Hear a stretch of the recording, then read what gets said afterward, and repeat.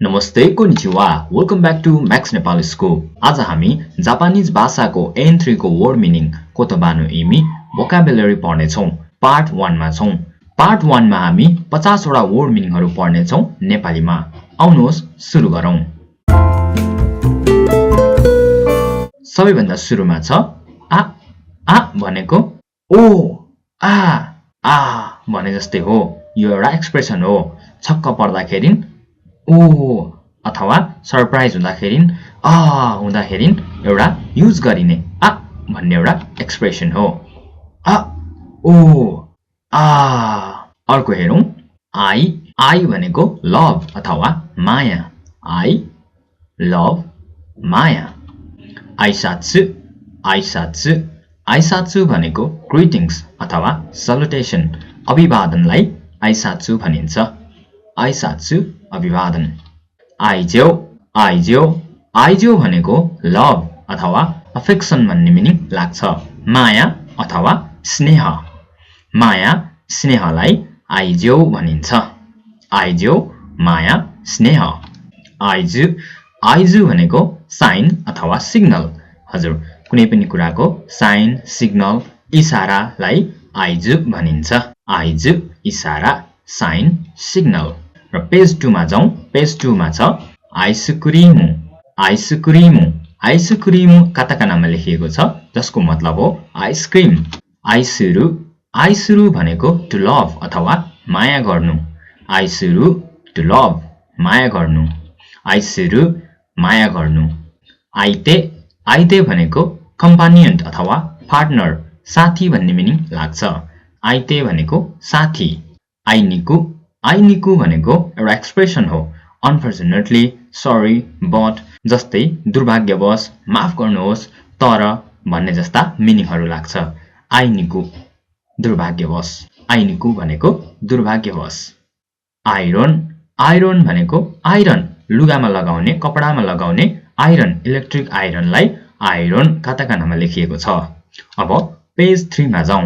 Page 3 मा छ आउतो भनेको बाहिर, आउटलाई काताकानामा लेखिएको छ। यो गेममा प्लेयर आउट हुँदाखेरि प्रयोग गरिन्छ। अर्को छ आकारी भनेको लाइट, ब्राइटनेस, बत्ती, उज्यालोपन भन्ने मिनिङ लाग्छ। आकारी बत्ती अथवा उज्यालोपन। आकी भन्नाले एम्प्टीनेस, एम्प्टी स्पेस, खाली भन्ने मिनिङ लाग्छ। आकी भनेको खाली। आकिराका भनेको obvious अथवा क्लियर, प्रकट अथवा स्पष्ट भन्ने मिनिङ लाग्छ। आकिराका स्पष्ट। आकिरामेरु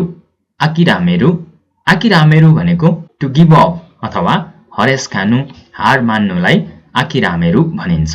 पेज 4 मा छ आकिरु भन्नाले टु गेट टायर अफ अथवा to lose interest in, to have enough. केही कुराबाट थकित हुनु, अल्छी लाग्नु, कुनै कुराबाट दिक्क लाग्नुलाई आकिरु भनिन्छ। दिक्क हुनु, दिक्क लाग्नु आकिरु। आकुस्यु भनेको ह्यान्डसेक अथवा हात मिलाउनुलाई आकुस्यु भनिन्छ। आकुस्यु हात मिलाउनु। आकुमा भनेको डेभिल, डेमोन, इभिल स्पिरिट अथवा राक्षस भन्ने मिनिङ लाग्छ। आकुमा राक्षस। आकेरु भनेको to dawn, to become daylight अथवा बिहान हुनुलाई, रातिबाट बिहान हुनुलाई आकेरु भनिन्छ। आकेरु बिहान हुनु। आकेरु बिहान हुनु। आजकेरु भनेको टु इन्ट्रस्ट अथवा टु डिपोजिट, कुनै पनि सामान राख्नुको लागि दिनुलाई आजकेरु भनिन्छ।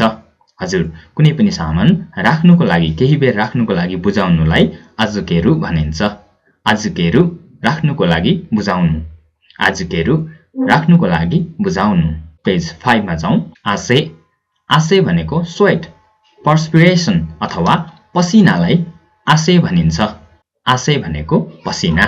आताएरु भनेको to give, to present, to award. केही कुरा दिनुलाई आताएरु भनिन्छ। कुनै पनि कुरा गिफ्ट जस्तै कुराहरू दिनुलाई आताएरु भनिन्छ।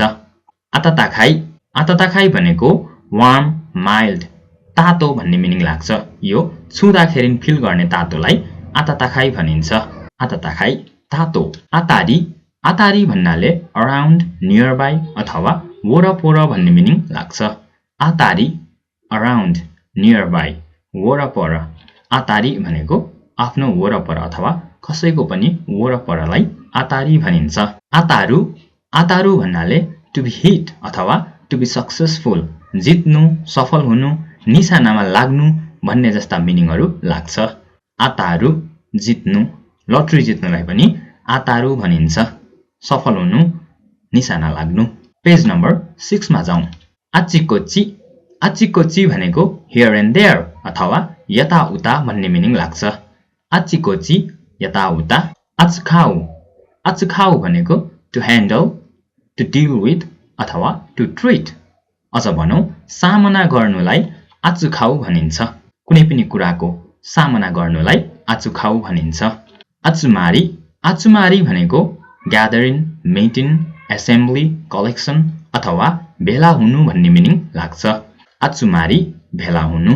आना आना भनेको होल अथवा प्वाल, प्वाललाई आना भनिन्छ। आना भनेको प्वाल। आतो आतो भन्नाले trace, tracks, mark, sign, remains, ruins, scar अथवा चिन्ह, अवशेष, दाग भन्ने जस्ता मिनिङहरू लाग्छ। पुरानो पुरानो बिल्डिङको अवशेष अथवा कुनै पनि घाउको दागहरूलाई आतो भनिन्छ। अब आउनुहोस् पेज नम्बर 7 मा जाउँ। पेज नम्बर 7 मा छ आबिरु। आबिरु भनेको टु बाथ अथवा to bask in the sun, to bask in the sun, to shower. Specially नुहाउनुलाई आबिरु भनिन्छ। आबिरु अथवा आबिमास भनेको नुहाउनु। आबिरु नुहाउनु। आबुरा आबुरा भनेको ओइल अथवा तेल, खाना पकाउने तेललाई आबुरा भनिन्छ। आयामारी आयामारी भनेको इरर अथवा त्रुटि। अझ भनौँ कुनै काम गर्दा गर्दै भएको मिस्टेक, त्रुटि, इररलाई आयामारी भनिन्छ। आरा आरा भनेको डिफेक्ट, ब्लेमिस, विक पोइन्ट, भद्दा, बिग्रिएको ठाउँ अथवा कमजोर पोइन्टलाई आरा भनिन्छ। बिग्रिएको ठाउँ, डिफेक्ट, भद्दा, कमजोर पोइन्ट जस्ता कुराहरूलाई आरा भनिन्छ। आरासी आरासी भनेको स्टर्म अथवा आँधीलाई, हावाको आँधीलाई आरासी भनिन्छ। अब आउनुहोस् पेज नम्बर 8 लाई हेरौँ। आराता आराता भन्नाले न्यू, फ्रेस अथवा नोभेल, नयाँ भन्ने मिनिङ लाग्छ। आराता नयाँ, आराता नयाँ। आरायुरु आरायुरु भन्नाले हरेक, अल, एभ्री, हरेक भन्ने मिनिङ लाग्छ।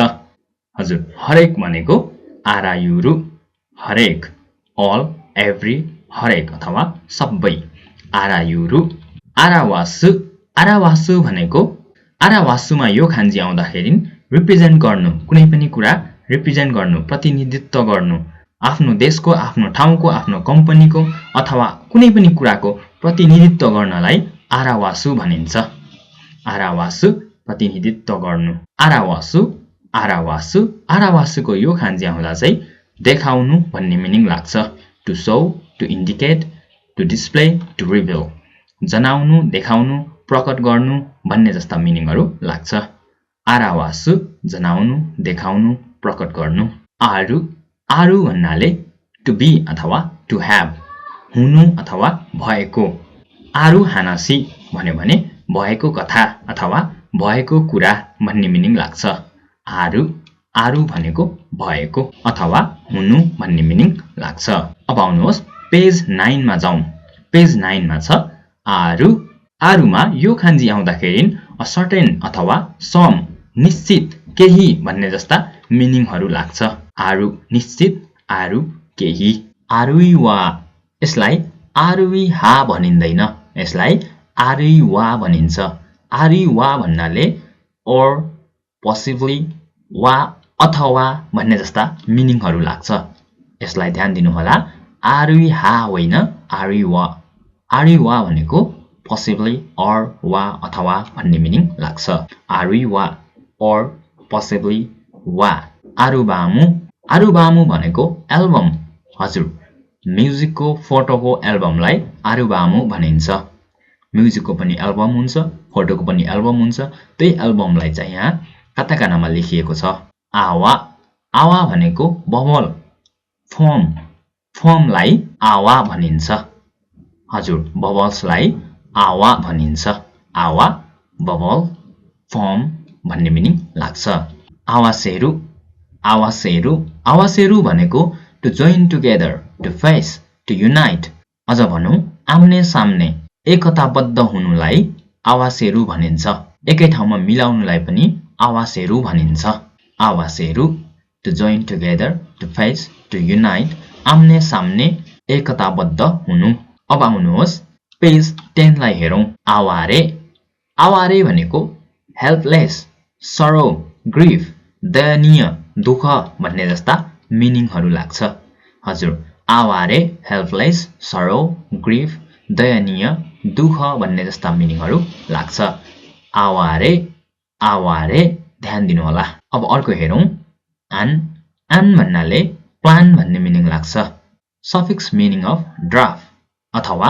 ड्राफ्ट कुनै पनि कुराको योजना भन्ने मिनिङ लाग्छ आन भनेको कुनै पनि कुराको योजना यस्तो गर्ने उस्तो गर्ने भनेर सुरुमा एउटा बनाइने ड्राफ्टलाई आन भनिन्छ अथवा योजनालाई आन भनिन्छ आन्की भनेको मेमोराइजेसन अथवा लर्निङ बाइ हार्ट याद राख्नु भन्ने मिनिङ लाग्छ हजुर आन्की भनेको याद राख्नु आन्ते भनेको स्टेबिलिटी अथवा इक्विलिब्रियम अझ भनौं स्थिर कुनै पनि कुराको स्थिर भएर ब्यालेन्स मिलाउनुलाई आन्ते भनिन्छ आन्ते भनेको स्थिर स्टेबिलिटी आन्ते स्थिर अन्नाइ भनेको इन्फर्मेसन गाइडेन्स लिडिङ अथवा गाइड भन्ने मिनिङ लाग्छ कुनै पनि कुराको बारेमा गाइड गर्नुलाई यो यस्तो उस्तो भनेर गाइड गर्नु इन्फर्मेसन दिनुलाई अन्नाइ भनिन्छ हजुर हामीले N3 भोकाबुलरी